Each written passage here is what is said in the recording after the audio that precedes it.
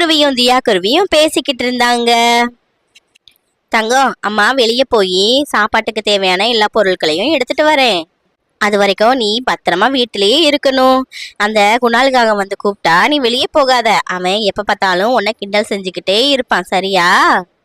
சரிம்மா, நீங்க போயிட்டு வர வரைக்கும் நான் வீட்லயே பத்திரமா இருப்பேன். எனக்கு பிடிச்ச ப்ளூபெர்ரி கிடைச்சுச்சுன்னா எடுத்துட்டு வாங்கம்மா. எனக்கு அது ரொம்பவே பிடிக்கும். சரிடா தங்கம், உனக்கு பிடிச்ச ப்ளூபெர்ரி நான் நிறையவே எடுத்துட்டு வரேன். நீ வச்சு வச்சு சாப்பிடலாம், சரியா? இப்போ அம்மா போயிட்டு வந்துடுறேன். அப்படி சொல்லிட்டு தன்வி குருவி ப்ளூபெர்ரி பழங்களை எடுக்கிறதுக்காக காட்டை நோக்கி பறந்து போச்சு. அது வழக்கமா போற காட்டுல புதுசா ஒரு ப்ளூபெர்ரி மரம் இருந்தது. அந்த மரத்துல வழக்கத்துக்கு மாறா நிறைய பழங்கள் இருந்துச்சு. அத பார்த்து தன்வி குருவி ரொம்பவே ஆச்சரியத்துல உறைஞ்சு போச்சு. ஆஹா, என்ன இந்த ப்ளூபெர்ரி மரத்துல இவ்வளவு பழங்கள் இருக்கு! இது வரைக்கும் நான் இவ்வளவு பழங்கள் பார்த்ததும் இல்ல. இந்த இடத்துல இந்த மரத்துல